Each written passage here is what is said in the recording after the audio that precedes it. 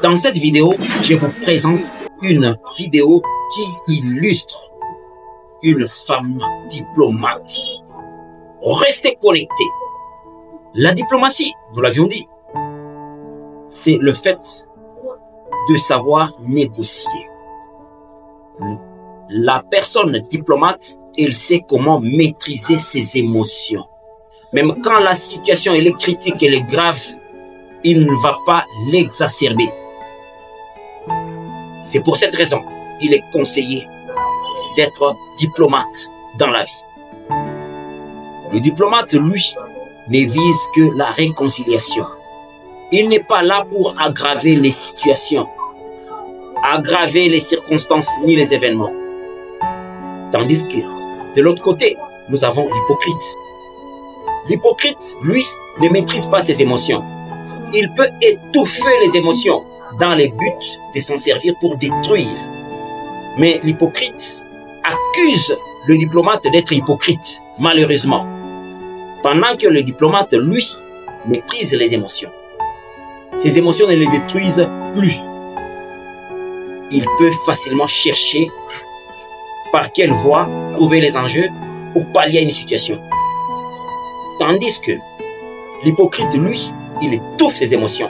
Il les rumine. Mais il ne comprend pas comment fonctionne le diplomate. Et la femme hypocrite ne comprend pas comment fonctionne la femme diplomate. Mais toi, avec tout ce qu'on t'a fait, tu continues à être gentille, courtoise et polie envers cet homme. Oui, je vais continuer à être poli envers cet homme. Pourquoi? Parce qu'il y a un adage qui dit « Mieux vaut perdre la bataille et gagner la guerre ».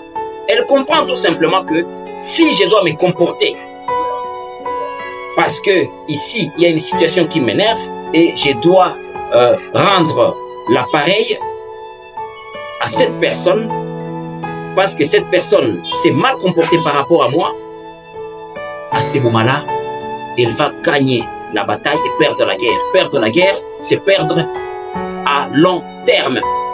C'est comme ça qu'il est conseillé d'accepter les défaites ou les échecs ponctuels.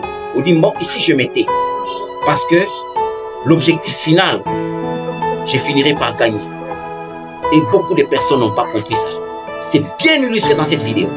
Alors, restez connectés parce qu'il est dit en Jacques 1, 19 que tout homme soit prompt à écouter, lent à parler, lent à se mettre en colère. Et d'ailleurs, il est encore dit en Proverbe 14, au verset 29, que celui qui est lent à se mettre en colère fait preuve d'une grande intelligence. Mais celui qui s'emporte facilement fait étalage de folie. Et malheureusement, beaucoup de femmes n'ont pas compris ça. Elles disent comment je vais faire ceci, moi je vais faire ceci, moi je ne suis pas un hypocrite. Tu es hypocrite parce que dans la définition de l'hypocrisie, c'est le fait de vouloir que le mal arrive ou touche une personne. On nous dit en Zacharie 8 au verset 17, quand toi tu médites que le mal touche une personne, tu es hypocrite. Ne dites pas non, moi je ne suis pas hypocrite, je dis les choses. Quand je vois quelque chose, je le dis. Moi je ne peux pas être hypocrite. Tu es hypocrite parce que l'hypocrite vise le mal. Il cherche à ce que le mal touche une personne, ce qui est différent d'une personne diplomate. La personne diplomate ne cherche pas à ce que le mal touche une personne. Regardez le comportement de Nelson Mandela. Nelson Mandela, c'était un diplomate. Dans tout ce qu'il faisait, ce n'était pas pour que le mal touche à une catégorie de la population. Un diplomate, il dit, réfléchissons de cette façon. Mais malheureusement, beaucoup de gens ne comprennent pas ça. Restez connectés et regardez cette vidéo. Chérie, viens. J'ai vu ton mari là tout à l'heure à l'hôtel avec deux filles. Viens. Mon mari? Oui, ton mari. Dans quel hôtel? L'hôtel qui est ici en haut à la montée là. Viens. Attends, mon mari. Mon mari à l'hôtel. Viens. Maman, oh. Pardon, pas. Moi, je ne suis pas venue dans mon mariage chercher ce que mon mari fait dehors. Du moment où il me respecte et me valorise aux yeux des gens. Moi, quoi dedans? Maman, il faut partir, hein? Je ne veux pas m'embrouiller avec ça. Tu as compris, non?